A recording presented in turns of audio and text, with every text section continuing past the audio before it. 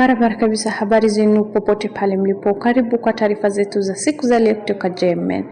Nigeria inaambia Afrika Kusini kupunguza mashambulizi ya chuki dhidi ya wahamiaji na kuhoji majibu ya serikali. Nigeria ilitaka Afrika Kusini Jumatatu kufanya zaidi kuzuia mashambulizi ya chuki dhidi ya Wanigeria na wahamiaji wengine wa Kiafrika, akisema vurugu zinazorudia zilikuwa zikidofisha uhusiano na kuibua maswali kuhusu kama serikali ilikuwa imeshiriki. Maoni hayo yalikuwa wakati wa mazungumzo huko Abuja kati ya maafisa wa Nigeria na ujumbe wa Afrika Kusini kuongozwa na mjumbe maalum na waziri wa mahusiano ya kimataifa Ronald Lamola. Waziri wa mambo ya nje wa Nigeria Sola Enikalonayo alisisitiza Rais Bola Tinubu alikuwa ameamuru mkutano huo kushughulikia kile ambacho Abuja alikielezea kama mashambulizi ya chuki dhidi ya Waafrika yanayoendelea kuwalenga wa Nigeria na wahamiaji wengine wa Kiafrika nchini Afrika Kusini. Walinzi wa Afrika Kusini wameshambulia raia wa kigeni na kupora maduka yanayomilikiwa na wageni mara nyingi katika miezi michache iliyopita, huku Afrika Kusini wengi wakiwalaumu wahamiaji wa matatizo kama vile uhalifu na ukosefu wa ajira. Angalau watu 4 wameua waandamanaji wanaopinga wahamiaji waliwataka wahamiaji wasio na vibali kuondoka mwezi uliopita na kuandamana katika mji kadhaa ya Afrika Kusini. Angalau wa Nigeria 1490 wamehamishwa kutoka Afrika Kusini tangu kuzuka kwa ghasia za chuki dhidi ya wageni, maafisa wa Nigeria walisema.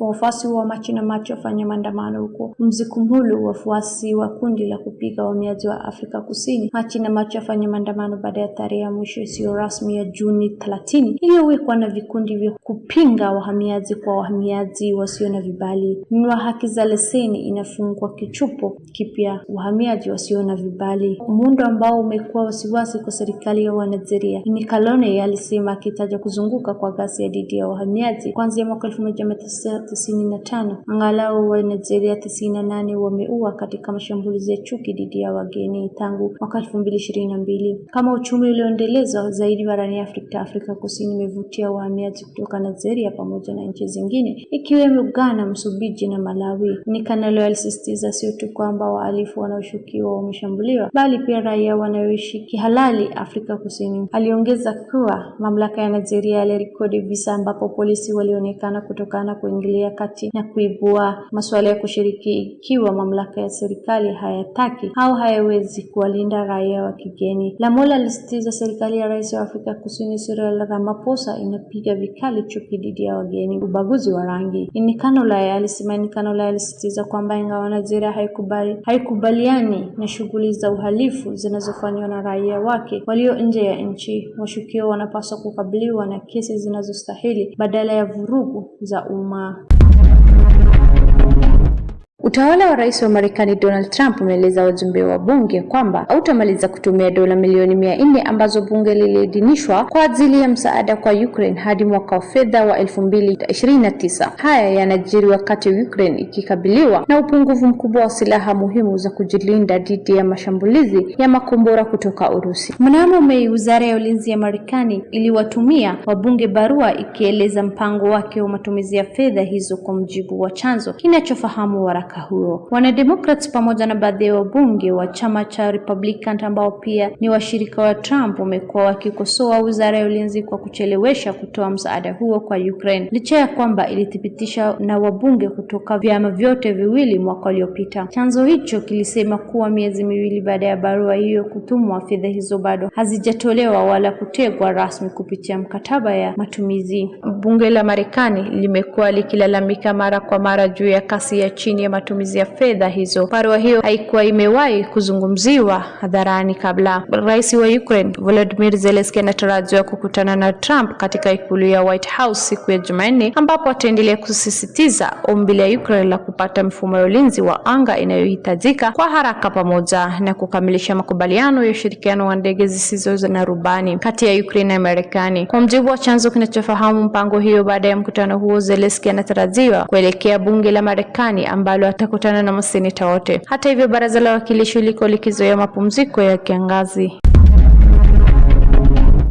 duniani iko katika hatari ya kuongeza kwa maambukizi ya virusi vya ukimwi. Shirika la Umoja wa Mataifa linalopambana na limesema kuwa dunia iko katika hatari ya kushuhudiwa kuongeza tena kwa janga la maambukizi ya virusi vya ukimwi baada ya ufadhili wa kimataifa kupunguzwa kwa karibu 20% mwaka uliopita. Katika ripoti iliyotolewa kuadhimisha ufunguzi wa mkutano wa kimataifa wa ukimwi nchini Brazil, UNAIDS ilisema ufadhili ulipungua hadi takriban dola bilioni 7 za Marekani, kiwango cha chini zaidi katika karibu miongo miwili. Ni ripoti inayoonyesha mambo mawili, kwamba ni kuhusu maendeleo ya kisayansi na pili ni onyo kwamba kuondolewa kwa msaada inaleta kukosekana na usawa kuna kuathiriwa haki za binadamu na kuweka maisha katika miongo kadhaa hatarini. Winifred Byamina, mkurugenzi mtendaji wa UNAIDS, Byamina ameongeza kuwa kwa sasa matakwa ya kisiasa ndio yanayoamua namna ya kupambana na virusi vya ukimwi na si masuala ya kisayansi.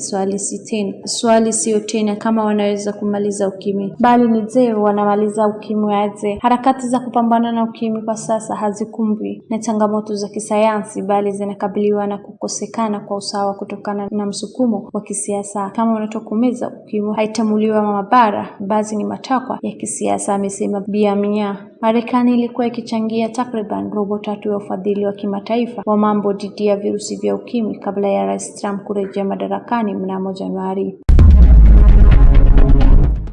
Rais wa Ufaransa Emmanuel Macron ameahidi kutumia kila rasilimali iliyopo kupambana na moto mkubwa wa nyika unaoendelea nchini humo, akisema janga hilo ni mbaya zaidi kuwahi kuibuka Ufaransa tangu vita vya pili vya duniani. Rais wa Ufaransa Emmanuel Macron ameonya hali itaendelea kuwa ngumu zaidi iliyopokuwa akitembelea kituo cha operesheni za kuzima moto katika eneo la Gironde ambalo limeathiriwa vibaya na moto huo uliosababisha mioto mikubwa isiyoweza kudhibitiwa. Akizungumza na vikosi zima moto na wadumu wa dharura, Macron alisisitiza kuwa wanakabiliwa na hali ngumu zaidi kuwahi kushuhudiwa, hali ambayo haijawahi kutokea tangu vita vya pili vya duniani. Aliongeza kuwa msimu wa moto wa nyika ambao kwa kawaida hufika kilele mwezi Agosti bado haujaanza kikamilifu. Rais Macron ameonya kuwa viongozi vya joto vinatarajiwa kupanda tena, akisisitiza kuwa cha msingi kwa sasa ni kuokoa maisha. Wakati huo wazima moto nchini Hispania wamekuwa wakipambana kudhibiti baadhi ya moto mbaya zaidi wa nyika katika historia ya hivi karibuni ya nchi hiyo, huku kukikuwa na onyo la wimbi kubwa la joto linaloongeza ambalo linaweza kuzorotesha zaidi hali hiyo. Viwango vya joto katika baadhi ya maeneo ya nchi hiyo wanatarajiwa kuwa ya juu zaidi. Waziri Mkuu Pedro Sanchez ameonya kuwa ni wakati ngumu kwa nchi yake, huku akitoa wito kwa vyama vya kisiasa kuweka kipaumbele katika kuunda mkataba wa kitaifa wa dharura wa kukabiliana na mabadiliko ya tabia nchi. Uspeni imetangaza hali ya dharura ya kitaifa mjini Madrid na mkoa wa Villa karibu na mji mkuu kufuatia mlipuko kadhaa ya moto ya nyika inayoteketea bila kudhibitiwa. Uspeni imetangaza hali ya dharura ya kitaifa mjini Madrid na mkoa wa Villa karibu ya mji kufuatilia mlipuko kadhaa ya moto ya nyika inayoteketea bila kudhibitiwa. Hatua hiyo iliyotangaza na Wizara ya Mambo ya Ndani inayelenga kuharakisha utoaji wa rasilimali za kukabiliana na moto huo ambao katika eneo la Madrid pekee umelazimishwa watu 10,000 kuhama makazi yao. Aidha, usimamizi wa operesheni za dharura umewekwa chini ya kikosi cha kijeshi cha kushughulikia majanga. Kwa ujumla zaidi ya watu 10,000 wamehamishwa kutoka maeneo mbalimbali ya Madrid katika siku za karibu, huku mioto kadhaa ya misituni